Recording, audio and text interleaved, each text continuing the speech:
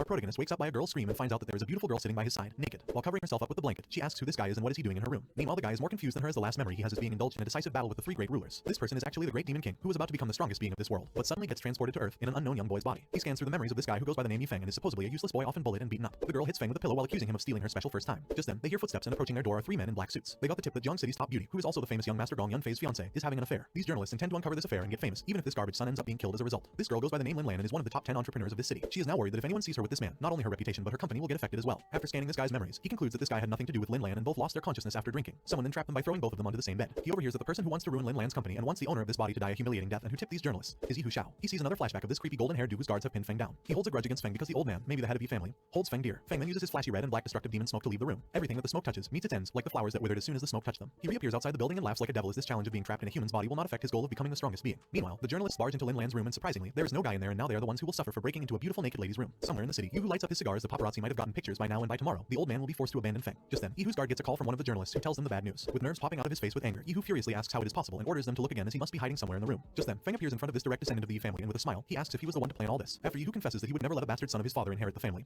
he pulls out a dagger and charges at Feng. Feng takes a step back and easily evades the dagger's line of attack and then steps forward to grip Yi Hu's neck, saying that he is the one not leaving alive today. Seeing Feng up close and hearing the words of how he would taste, Yi Hu wonders if this scary person in front of him is actually a human. Petrified by this encounter, he runs toward his car and tells the guard to drive away from him immediately. He is finally relieved when the distance between Feng and their car increased. However, they suddenly see a red mark on roof of car that appears to be some spell. The same mark is also appearing in Feng's hand and when he crushes it with his fist, the car blasts just as Yi Hu jumps out. By whispering the words that Feng is a demon, Yi Hu loses consciousness. Since he is just an insignificant ant for Feng, he decides to let him live for now. He wonders how the demon planet is doing right now and especially Wang Er, who is his little sister that he adores a lot. She never wishes to conquer the galaxy but only to protect his king brother, and in the final battle, she was seriously wounded while protecting Yi Feng. Still, Feng is not that worried since she is a star empress that even he in his prime form cannot defeat her. Feng jumps into the water and thinks that even though this body is still very weak, there are abundant living beings on this planet and all their life force will soon be his. Using soul-devouring art, he starts to consume all the fish in water. On the riverside of Hu City, an old man is fishing with his granddaughter. Some of his guards are standing beside them. She tells his grandpa that he has just gotten better and has already started sneaking out. He tells her not to worry as he feels strong enough. The guard tells the girl, who goes by the name Bai, that her grandfather was the king within the Shar Sword Squad while he was in army. She is impressed and that reminds her that Uncle Zhang, the guard, is also the sparring king within the special squad. Just then, a strong fish takes his bait and after some struggling, he is finally able to bring it out of the water. However, it turns out that what he caught is not a fish but a human, not any other human but our own Feng. The guards charge at Feng, thinking of him as an enemy, but Feng easily overpowers all of them. Seeing all guards taken out just like that, Zhang rushes to take care of Feng, but his kick is blocked by Feng. He gets really surprised and orders all the guards to attack together. Seeing an opening, Zhang tries to punch him from behind and after the fierce encounter, Zhang gets thrown back. Feng acknowledges his strength as even after hitting him with all his might, Feng was only able to break his arm. When Feng asks for compensation for ruining his clothes, Grandpa realizes that he is not here for some revenge, so he hands him his black credit card to pay for the damage. Moreover, he tries to befriend Feng as it will bode well for Bai family to have a good relationship with someone who can even harm Zhang. Feng denies the friendship proposal, but as a sign of goodwill, he tells the old man that even though he looks fine, he is about to die. The granddaughter gets angry at his rudeness, but Feng shares that it's up to them if they want to ignore the warning. As Feng leaves, old man shares that when he got close to Feng, he seemed like a dangerous demon that could kill him with a single finger. He refers to Feng as the god of war Longya, who has been missing for many years. Since his instincts are mostly right, Zhang believes old man's words, except that Longya was old, so it is someone else just as strong. Just then, his granddaughter shows him the river where all the fish are somehow lying dead. Later, Feng arrives at school for better understanding for this world. Everyone looks at Feng with hateful eyes that assures him that the previous owner of this body is not liked by the people here. Moreover, it is a weak body, but since he has a status, he might be able to do something about it. Just then, someone mocks Feng from behind, saying that isn't it the same guy who is rumored to have slept with the most beautiful president. This guy is Zhang Qiang and the girl with him is Feng's ex, Yu Fei. Feng went into depression for a long time after this girl left him for Zhang. He keeps insulting Feng, who is not even a little bothered and asks to leave if this dumb guy is done. Zhang gets triggered at being ignored, so he grabs Feng's shoulder. Man has the same face of the guy that will soon get beaten up. Feng insults him again by calling him a mole cricket. Yu Fei jumps in and orders Feng to kneel down so she can ask Zhang to forgive him for the sake of their time together. After seeing memories of how this girl used to treat Feng, he decides to give her a taste of her own medicine. He ignores her and tells Zhang that he feels sorry for him for picking up the trash he used and discarded. With extremely angry and constipated expression, Zhang starts shouting at him with lame comebacks and lame belittling talk. Yu Fei also tries to humiliate him by saying that she never liked him and blah blah. Feng cuts them off by saying that both of them look good together and a bitch and bastard are a match made in heaven. He congratulates both of them as trash suits with other trash. As Zhang is about to punch Feng, Bai Yi stops him by announcing that Feng is her boyfriend and anyone who dares to touch him will be considered an enemy of Bai family. Meanwhile, Feng is not happy with her grabbing his arm while she tells him that he should be honored that such a pretty girl is grabbing his arm. The bystanders are shocked to hear that Bai Yi is going out with this loser as she is the most popular girl in this campus. Zhang realizes that he cannot go against Bai family, so he backs off. Feng congratulates Zhang for being lucky enough as he would have gotten killed if she did not stop him. Also, he thanks him for taking away this trash woman. Yu Fei tries to stop Zhang from listening to Feng's words but gets a satisfying slap from Zhang. While walking towards class, he follows him and asks for a thank you. Feng gives a deep answer by saying that a man who does not have power or money cannot even express his gratitude. He then completes the wise sentence by saying that all he has left is this beautiful body, so if she wants, he can offer her his body. Feng then turns the table on women finally by manipulating the situation into becoming a victim for once. He shares that since everyone will now think that he is taken, no one will approach him or accept him. Now that his name is tarnished, he will not get married. He demands a fee for ruining his good name and for all the emotional damage. She panics and states that he already has her grandpa's card.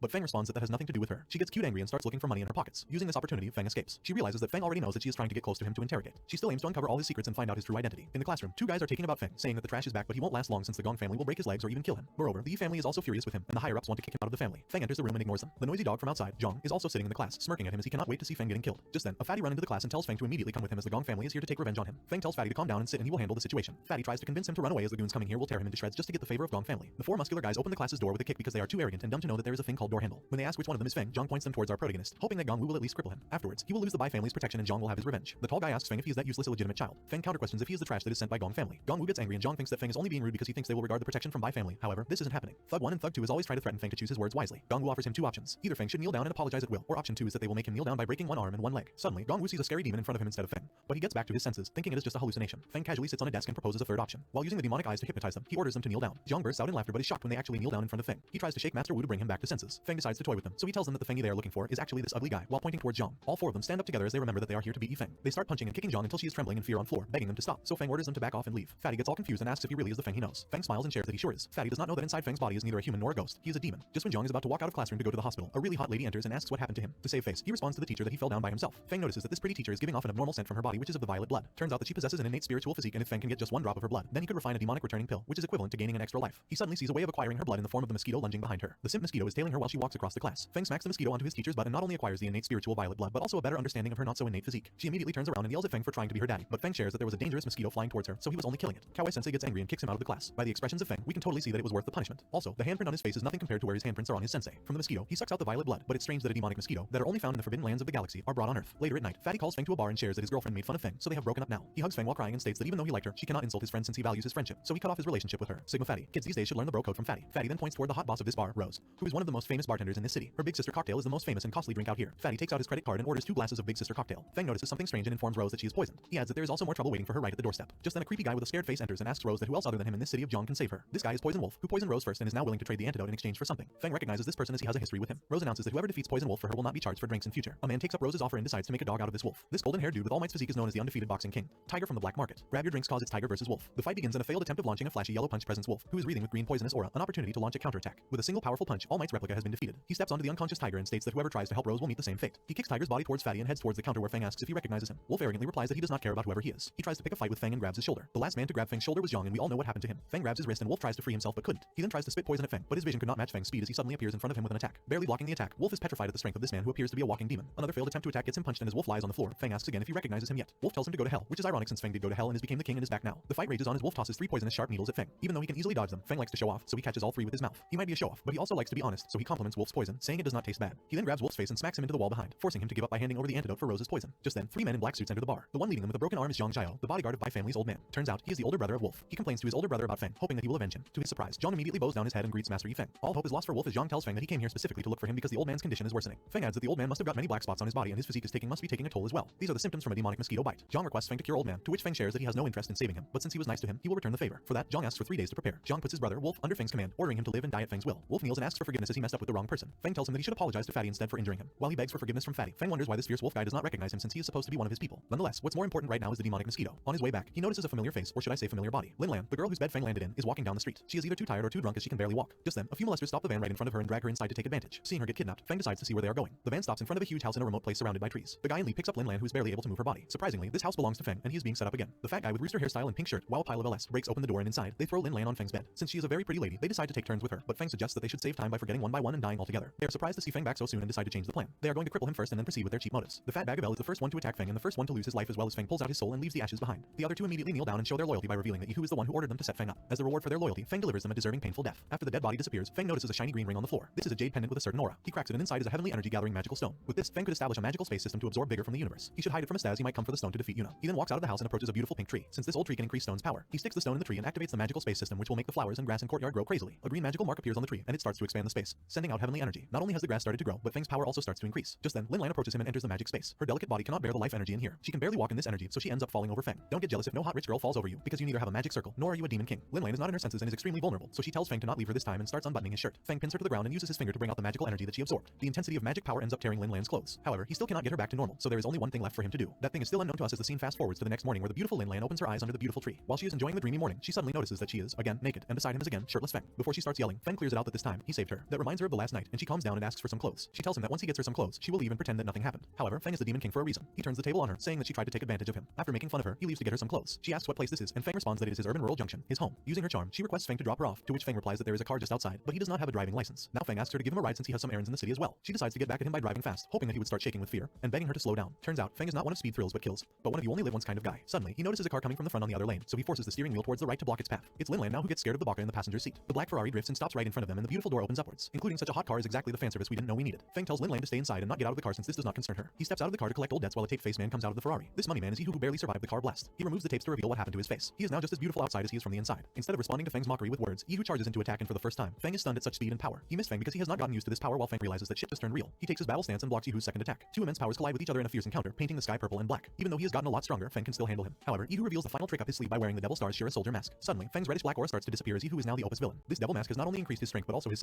muscle size. Feng tries to warn him about the dangerous path he is choosing, but all Yi wants in this moment is to take revenge. Feng gives him one last chance to reveal who gave him this mask, and in return, he will let him live. Even the nonchalant Feng is dead serious right now. Suddenly, Yi disappears and then attacks Feng from above. While being driven to a corner, Feng realizes that his opponent is exerting double the strength of Shira soldiers. Linlan steps out of the van to see what is going on, only to find Feng barely dodging Yihu's attacks. He tries to maintain some distance by taking a few steps back. Using this opportunity, Yihu finally lands a hit and sends him flying. Feng gets smashed away while Yihu basks in the glory of this newfound power. Feng stands up from the rubble, not in front but from behind, and warns him about the mask he is currently wearing. Yihu is shocked to see Feng behind him all of a sudden. His form has also changed into full black and red, a fashion symbol demon king. The soldiers of Asura are the lowest form of cannon fodder within the demonic star, and this mask of Asura is to prevent them from running away. This mask is not only a weapon but also the wearer's prison. The only way to take a mask is to either win the battle or lose his life. Right now, Yihu only cares about revenge, so he ignores all the warnings and Tadaki. However, Feng has gotten serious this time, and no one can stop him now. He completely dominates the battle from here on, and when their punches collide, Yihu's arm starts withering by the deadly black smoke. The agony and desperation further increase his size, and he gets promoted to the Hulk. However, his mask starts to come off. The Asura mask is already corroding him, and he is beyond saving at this point. Feng feels bad for Yihu, so he decides to give him a merciful death by finishing him with just a single, yet flashy move. He wonders how Yihu got his hands on this mask. Using soul extracting art, he takes out his soul that is not dispersed yet. He then consumes his soul and gets disappointed since the young master of the Yi family should have been tastier. Meanwhile, Linlan notices that all the noise is gone, so the commotion must have ended. Linlan asks if Feng is alright and is confused since the terrifying fight she just witnessed makes her think that these guys are not even humans. She asks if Yihu is dead and is relieved since he tried to set them up and kill them multiple times. Feng thinks to himself that the woman is really calm. He asks if she knows about any places where he finds information for research. She responds that his school's library is the city's largest library, so he might as well look there. She drops him off at school where Feng tells her to keep the van since he does not have a driver's license anyway. She tries to ask where he got all this power from, but he ignores her question and tells her, smoothly, to call him the next time she faces any trouble. He had already saved his number in her phone. Ben asks for girls' numbers while Giga Chad saved their number in others' fiance's phone. She is surprised but at the same time relieved since she can contact him anytime. On his way to library, Feng thinks about this world and how it gives him a weird feeling. The Asura's mask and poison wolf are both from his planet. Moreover, demonic mosquitoes have started to appear as well. Therefore, he arrives at the library to search about this world. However, everything recorded in the book seems normal, but Feng still gets this strong sense of insecurity. Suddenly, someone puts her hands on Feng's eyes. I use her instead of his because Feng is an Opus main character, so it must be a girl. He looks behind and it really is a girl that reminds him of Huang Er. However, this girl isn't Zai, Yi Feng's childhood friend. She asks Feng where he has been these past few days. She was missing him, so she herself came looking for him. She asks if he could join her birthday party that her best friend organized for her. Feng agrees and heads out with this cute girl to a luxurious restaurant. Her best friend must have spent a hefty amount of money just to book this place. The manager approaches them and ushers them to their VIP room 19 where her friend is already waiting. Zai also feels that her friend went wrong by booking such an expensive place and asks Feng if she should suggest her to change places. Feng is already suspicious, so he tells her that it would be rude to say it now. They enter the room, and this short-haired cutie immediately jumps in Zai and wishes her happy birthday. She then asks who this handsome guy with her is, and Zai introduces Feng and Zio Yu to each other. She shares that you should not have booked such a pricey restaurant, but Yu responds that money is not a problem since young master Hu, the golden-haired guy at the table, will be paying for all this. He raises a toast for the birthday girl and tries to make Zai drink the alcohol he poured for her. She resists, so Feng takes the glass from his hand and drinks it all. He then asks Master Hu to have a word with him outside. Feng confronts him about the sleeping pills that were in the glass he was trying to make Zai drink. He asks the person who ordered him to do so, and since Hu is a golden-haired boy, he must be arrogant. He rudely replies that since Feng has already drunk the glass with pills and meddled in his plans, he will not be walking out of here alive. Feng reveals that pills like these do not work on him, so he should just reveal his motives. Hu shares that young Master Gong Yunfei put him up to this and asked him to pass a message to Feng, which is, you just wait. Suddenly, a pretty yet feisty cat beast appears from Feng's shadow and bites off Master Hu's ear. Feng tells him to deliver a message to Gong Yun for him that he will soon find him once he settles his personal matters. Also, for trying to drug Zai, he will be the one paying for today's dinner. While entering their reserved VIP room, Feng has a change of mind and tells Hu to take him to Gong Yunfei. He feels bad for always being on the receiving end, so he should return the favor now. Hu responds that he has no idea about the whereabouts of Gong Yun since he is the one who always contacts him with the meeting location. Upon further interrogation, Feng gets to know that their usual meeting place is the abandoned steel factory, so they decide to head there. After the dinner, Feng says goodbye to Zai and her friends while thinking about how Zai and her family has been taking care of him ever since the time Yi family stopped recognizing him as part of family. Strangely, Zai resembles a lot to Huang Er, so he decides to look into her background later since right now he needs to go to the factory. He asks Hu if he has any problem with taking him to the factory, but Hu replies that he does not, since he has fully submitted himself to Feng. Being a sadist, Feng likes to make people surrender using his power. Also, poor Hu had to spend 10 Kelvin on this meal. Before getting into Hu's car, Feng receives a call from an unknown number. He answers the call and it's Poison Wolf who shares that Boss Fatty has gone missing. Feng gets infuriated at Fei Kayan going missing. Yes, after 12 chapters, we finally know that Fatty's name is Fei Kayan,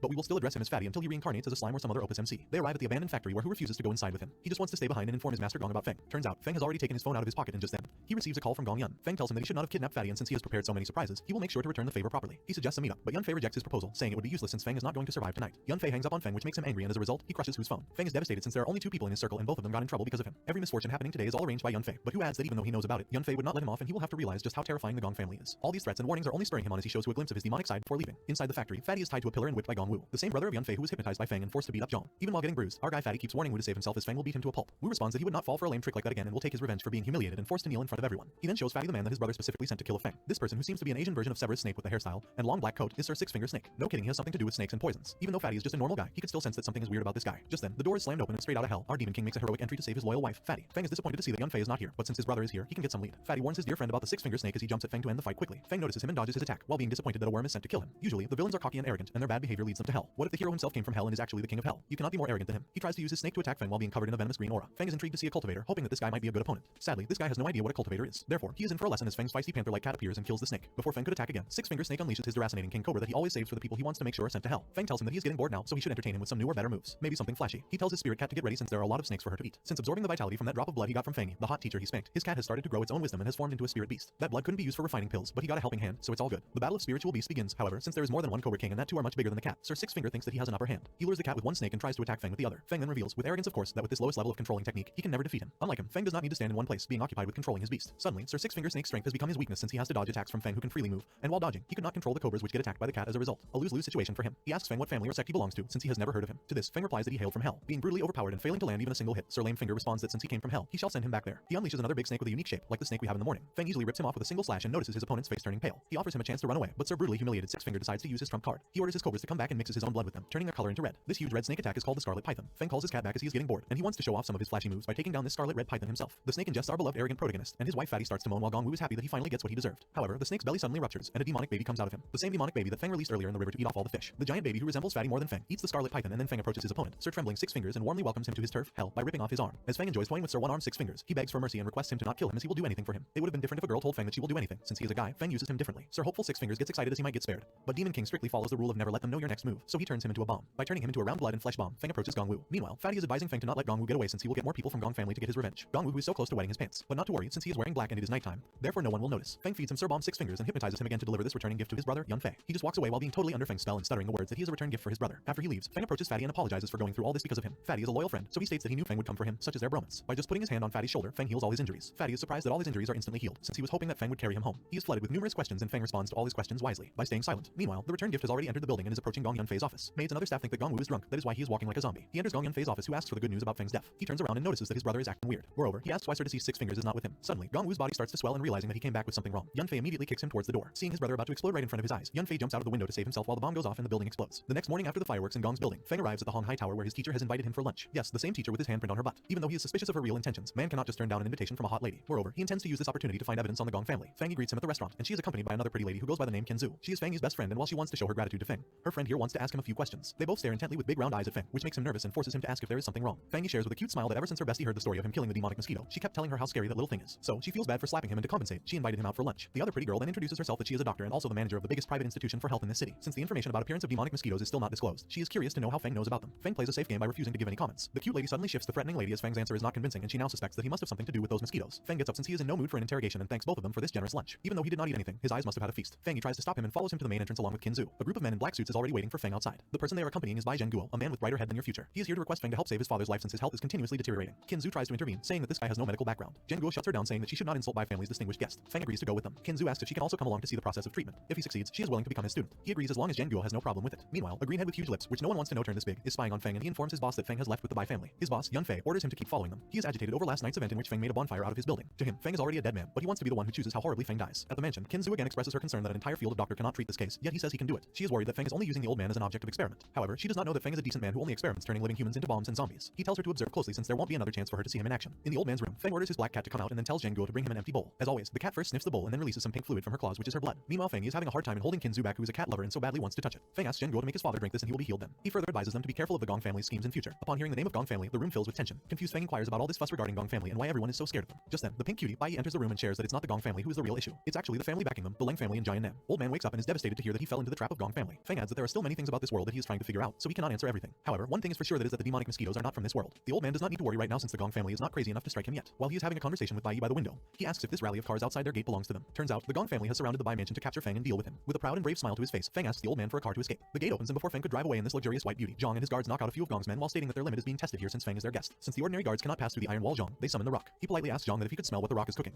he should lead him to Yifeng. As a token of appreciation, he will leave the Bai family unharmed. This huge beast goes by the name Guishu, who then looks down towards the white beauty and tells Feng to come out. Feng lowers the window and asks if he is the only person Yufei sent to kill him. Guishu reminds Feng that this is not some drive-through for him to lowering his window and chatting like this, so he tries to grab Feng. However, Feng uses his black smoke magic to block, and his block even breaks through Shu's punch. The big guy is impressed since Yunfei was right about his skills. He adds that Feng's skills are enough to join the team, but unfortunately, he is going to die. Feng calls him an old man and tells him to save his corny dialogues for after he catches him. With that, he flies off in the white baby while all the Gong cars try to follow him. After he manages to draw a safe distance from the Gong cars, he arrives at the big pink tree. Realizing that the rock is strong and if he tries to go against him, he might lose, he uses the magical space system to level up. It was already dark when the Gong goons finally found his car. He welcomes them all to his very own mystery maze. Shu and his men try to find the hiding Feng among all these tall trees while Feng tunes this game of hide and seek up a bit. If he finds them first, he will kill them. Shu looks at his right to see one of the guards who will never require a barber again as he has been beheaded by Feng. Feng makes sure to cut everyone differently as if he is making pieces of a new 3D puzzle game. By welcoming everyone to his hell, he starts eliminating all the guards until the only person left is Shu. Guo Shu is finally facing the pressure and he states that no matter how Feng plays his tricks, he will still die tonight. Since it cannot be helped, Feng decides to come out of hiding, so Guo Shu could try if he could really kill him. With a smirk on his face, Guo shares that he forgot to answer his previous question. Actually, he is not the only one sent here to kill Feng. Suddenly, a creepy four-arms octopus version of Ryak the Shinigami appears from above Feng. Creepy Ryak intended to sneak up on Feng, but since it is his territory, he was waiting for him to attack. Feng smashes his face to the ground while Guo Shu is about to launch a magical attack. He gives Feng a chance to be obedient, so his death will be free of pain. That octopus monster escapes Feng's grip, so he tries to catch it again. Using this distraction, Shu fires a strong green magical beam. Just then, the octopus Ryak grips Feng in his forearms and numerous legs. This creepy dude goes by the name Kiwi Feng, who tells our Demon King to go to hell now. He bites Feng and starts sucking all this magical power. However, Guo Shu tells Kiwi that this brat must be planning another one of his lame tricks, so they should just take him out. He launches a small green Kamehameha that pierces right through Feng's chest, leaving a giant hole in his body. Kiwi thinks that Feng is dead now, so he decides to use him to make a new puppet. Moreover, he really enjoyed the taste of his blood. However, Guo Shu is still not satisfied since this guy killed Sir Late Six Fingers. He will be at ease when Feng's whole body is destroyed. He launches another Kamehameha, this time on a bigger scale. Kiwi is disappointed since he expected more from Feng, who was mentioned personally by Gong Yunfei. However, he turned out to be just an F-level amateur. amateur at best. Since both of them are E-level experts, this was never a contest. Suddenly, Feng appears from behind and slashes off one of Kiwi's arms. They cannot believe their eyes, as not even experts could endure this attack from Shu. Feng tells him that the hole is still in his chest, but that is all it is. He is transformed into the scary long-haired demonic form, and his deadly panther is out as well. He has already broken down their attack patterns and how it works, so it is easier for him to counter now. He brings out his old pal, the demonic hunting scythe, and pierces Shu with it. Shu and Kiwi are getting terrified of this man, but Feng tells them not to worry since he will deliver them a quick death. Even though killing them is not an issue for Feng, he is not happy with them, stating that he is just an F level. Therefore, he wants them to feel the difference to see how strong Feng really is. He absorbs into the dark shadow that encircles Shu and Kiwi. Feng then gives them a chance to live. However, he is only going to allow one of them to live, and they are free to choose who gets to die. Shu realizes that he just wants to make things easier for himself by getting Kiwi and Shu to fight among themselves. To dissipate the black shadows, he starts to fire magical beams all around him. However, he is unable to locate Feng amidst the darkness since he is the darkness. Feng then appears close to them with his scythe, and Shu tries one final full-powered Kamehameha, but misses. Since they did not choose one to live, both of them have to die now. Kiwi Feng turns back into his human form and betrays Shu by using the one to live option. He turns Shu into a ghoul as dead bodies without a brain are much easier to control. He realizes that Feng has no intention of letting them stay alive, so he wants to use his best shot. Kiwi is sure that once this strong old man is turned into a ghoul, Feng will finally be defeated. Ghoul Shu grabs Feng by his head, to which he gives an evil smile, and using his scythe, he not only slashes Shu Ghoul but also Kiwi. Feng expected more from them, but they turned out to be weak too. His cat beast feeds on their corpses while Feng wonders that if these weaklings were E-grade, he must be at least grade A. He had to use all the power from magic space and decides to stack on more in future. He turns around to see his cute kitty transformed into a complete beast lion. He pets his beast Simba and gets excited to realize that Fei Yun has such a strong alliance around him, so he will have a lot to devour. He also needs to get on the good side of Bai family as they will become an important aid for him to take down Yun Fei. He calls his demon beast back and heads off to his next destination. Meanwhile, a person wearing hazmat suit is inspecting the forest where Feng just killed Shu and Kiwi. The person takes up the mask and it's Kinzu who sighs and now needs to report to the headquarters that Feng might be more dangerous than they expected. She is not only the manager of Kin Medical Organization,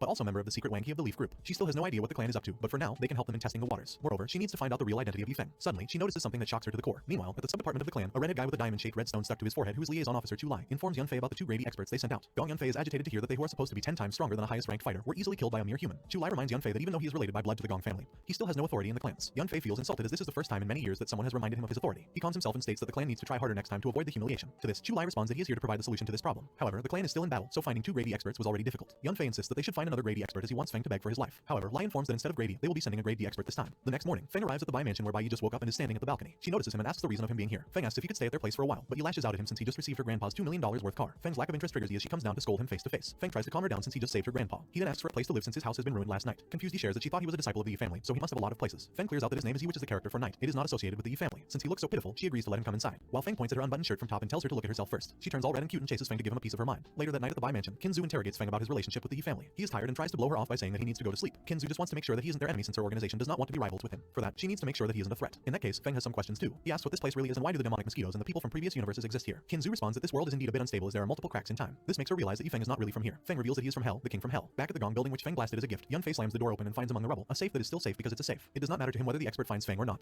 He will still watch him kneel. Inside the safe is a jar brimming with green ore with a heart inside, stored by the eldest of Gong. Just then, a black angel appears from behind who praises Yun Fei's boldness for coming here alone. She takes this jar that is the source of demonic mosquitoes and tells Yun Fei that he really needs to learn about powers. He tells this haughty in lace net leggings that he is not going to let her leave and tries to attack her. She easily evades the attack by jumping upwards and shares that the Leng family is really powerful. However, Yun Fei is just a piece of trash. That is why he is a Gong. He tries to attack her once again as the Deviant Alliance will definitely give him a raise if he kills her. She again dodges and reminds him that Gongs are not skilled enough. Man is single-handedly humiliating his whole family. Gong Yun Fei himself is on par with grade D experts, but she is not interested in fighting since she isn't allowed to kill him just yet. She congratulates him for being lucky to stay alive even after encountering her. Yun Fei states that she cannot kill, but he can kill her. Suddenly, magic arrows start dropping from the ceiling. Yun Fei is not dumb enough to come here alone and he does have a backup. She still dodges the attack and politely informs him that she does not give an F, so she will be taking her leave now. With that, she jumps out of the building and vanishes. Meanwhile, Kinzu has left, and Feng is enjoying his reunion with his scythe that he is finally able to summon now since he has absorbed enough life energy. However, he still needs to find a way to search for more information since this world is too suspicious. Suddenly, his window is knocked and an unknown voice asks if Feng is home. He heads out to see the prettiest Spider-Man hanging upside down outside his window. This is the same woman who just humiliated Yun Fei. She shares that the reason of her being here is twofold. One, she really wanted to see him. Feng smiles like a playboy and asks about the second thing. She hands him the jar she acquired from Yun Fei, saying that he is the only one who knows how to take care of it. He immediately calls Poison Wolf and gives him a mission, stating that he should not come back if he cannot complete it. Feng asks her where she got it from. She reveals that she just stole it from Yun Fei. She then asks if her king, Feng, is happy with the present. She bends her knee and introduces herself as Zun Er. She will share the rest at the right time. With that, she attempts to leave, but Feng stops her using his scythe, saying that he has not allowed her to leave yet. She states that for now, he only needs to know that she is not his enemy. She then disappears and Feng gets irritated since he hates the people who act all mysterious. You know who else is mysterious and cocky? Feng himself. This jar is the array that keeps the heart alive and gives the demonic mosquito blood. Due to some reason, it looks familiar to him. Just then, he receives a call from Lin Lan's number. He immediately heads out with Poison Wolf. In the car, Feng hands him the jar which floods the past memories into Poison Wolf's mind. He then asks if Wolf remembers him now. Wolf is shocked to see his king in front of him. Feng then asks him about everything he knows. Wolf shares that there was an explosion on the demonic planet and when he woke up,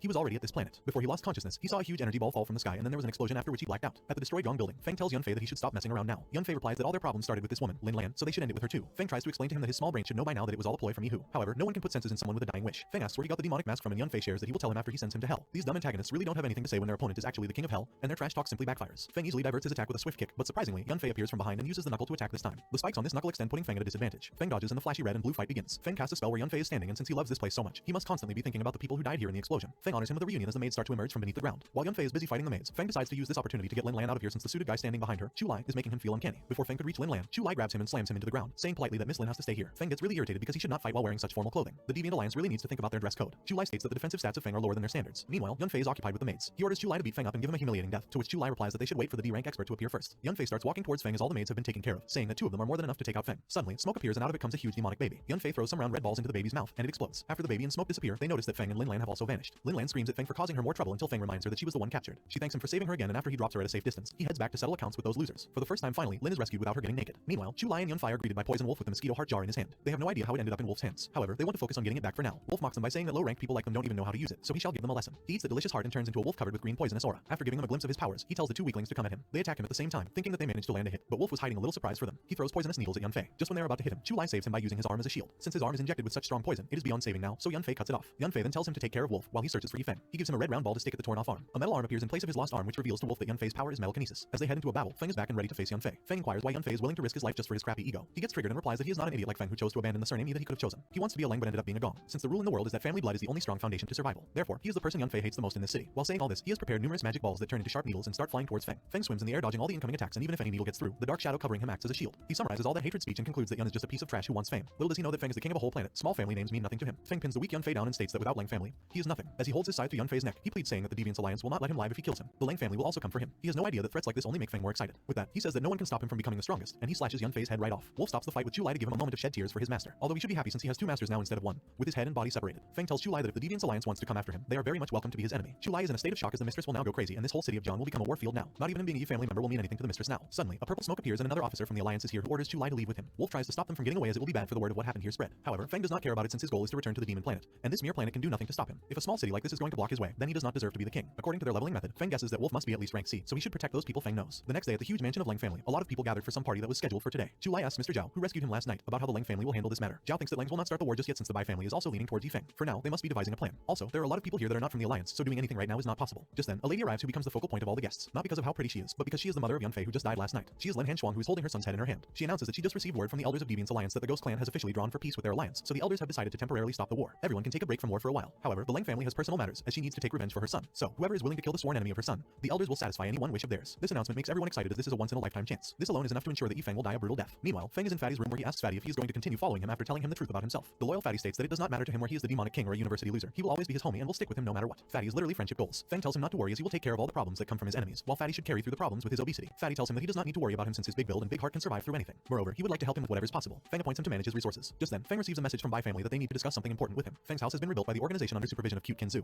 who tells Feng that he owes her a thank you. Feng responds that the organization built this house to get on his side, so she should go complain to her group. She yells at him for making her want to die every time she tries to talk to him and throws the house key at him. Feng asks what her organization's goal really is. She replies that science has no boundaries. Even when it comes to cultivation, which is all about using external forces to strengthen themselves, they are interested in determining the origin of these powers. Since Feng can help them with this goal, they consider him a friend. If that's the case, Feng punches a guy who's using invisibility magic and inquires why the organization is trying to spy on their friend. At Bai Mansion, Kinzu is having a conversation with Old Man while he is also present. He asks her why people in her organization are still trying to assassinate Yifeng. She reveals that the organization sometimes has different opinions and will split over it. However, this won't affect Bai if she decides to join their group. He gets excited to know that she can join the organization Wang He of Belief. Usually, it does not let anyone join easily since it is the top research organization, but Yifeng has given her the credits of curing poison, so she is eligible. Bai can't help having an itch every time that guy is mentioned. Kinzu relates to her as she feels exactly the same. Kinzu then pulls an evil move by stating that Bai's first task as a member of organization is to replace her to observe everything about Yifeng. All her excitement is lost upon hearing such bad news. In his room, Feng wonders what is happening on the demonic planet right now. He was banished there as a slave, but he fought hard for so long to become the king. In this planet, there must be other people from his planet like Poisonous Wolf, so he needs to find a way to unite them all. Meanwhile, Wolf is sitting outside Feng's door because his master seemed a bit sentimental, so he did not want to bother him. On the demonic island, Poison Wolf and Feng were two contenders to be king, but he lost to Feng during the last promotion stage. Feng asks why he does not hate him even after that. Wolf replies that it did bother him, but after Feng took the spot, he could see the difference between them and clearly Feng was more suited to be the king. Feng then led the demonic planet to break loose from the control of other planets. That is why everyone there looks at him like a hero. Feng steps out of the room and shares that since Lin family has already put out word to kill him, he cannot sit here and wait. Therefore, he decides to go himself and give a greeting to the alliance. Feng arrives at a huge fancy building owned by the organization. Earlier, Kinzu tries to make Feng trust them after he caught a spy, saying that the organization is having a dispute and the ones trying to kill him are not from her side. To get her to believe him, she secretly told him the location of the alliance. Feng throws the key of his car at the valet, but a giant muscular guard catches the key and states that Yifeng should not have come here without permission. Feng states that he is here to spend some money and since the Red Diamond nightclub always has doors open for customers, he cannot stop him from entering. However, before Feng enters, the big guy warns him that he is delivering himself straight at his enemy's door, so he might not walk out alive. Meanwhile, in the office of this nightclub, a golden-haired arrogant guy informs the Green Beauty and Old Man that Feng has come to them himself. Green Beauty states that killing Gong Yunfei is hardly an achievement since he was weak, so Feng may not be as strong as they have heard. She wants to try to kill him herself. Suddenly, the door knocks, and the golden-haired dude is irritated since someone has the audacity to disturb them. Since he has golden hair, we all know that he will soon get beaten up and he is not one of the good ones. Before he could open the door, Feng breaks the door and it falls over the golden guy. He casually walks over the door under which the golden dude is. It is bad manners and a sign of arrogance to step over others, so Feng makes sure he is not standing over a person by killing the golden dude. Now he is standing over a dead body. Suddenly, the big guy from outside appears from behind. The big guy is already under Feng's soul-stealing magic and is obeying him alone. He uses the same spell to steal Green Beauty's and Old Man's soul. He orders them that from now on, this place belongs to him, and this place will not be a part of Alliance anymore. He then gives the ownership to Kinzu and asks if it would not be too difficult for him. She shares that Bai Yi will be taking over her place now, to which Feng teases her by saying that he wanted to ask favors from her instead. His favors sound more suspicious when he brings his face so close to Kinzu. Bai Yi pushes him back saying that he should not harass the girls like this. She advises Feng to not cause problems for Bai Yi since she is just a newbie. He assures her that he will take care of her. However, given his history and Kinzu's past experiences, she is not buying that. She explains that even though Wang He of Believe is a big organization, no one really knows its exact size. The department in Jiang City that she is in is just an extremely small section of the whole. It is said that this organization is thoroughly controlling governments all around the world with huge powers to their word and numerous resources. This is why it's normal for there to be conflicts within the organization. Nonetheless, the influence this group holds is very big. Feng inquires if the Ghost Clan is also a part of it. If positive, he requires Kinzu to help him invite its director. She agrees to do this last favor and in return, she wants wants Feng to never show his face to her ever again. She calls Zunner and invites her to the Red Diamond nightclub. Feng is confused to know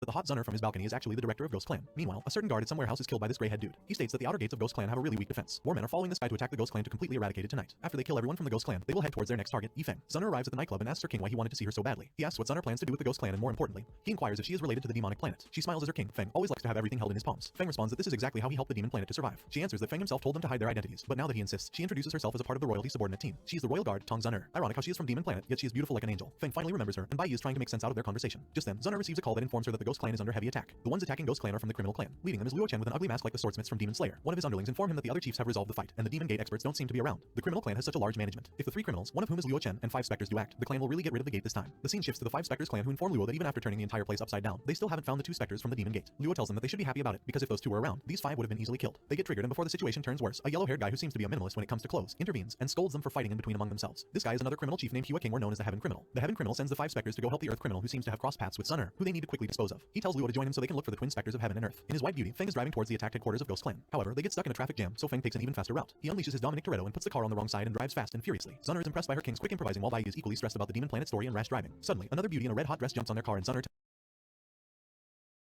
our protagonist, wakes up by a girl's scream and soul. He orders them that from now on, this place belongs to him, and this place will is Luo Chen and 5 specters from the clash of beautiful sisters begins.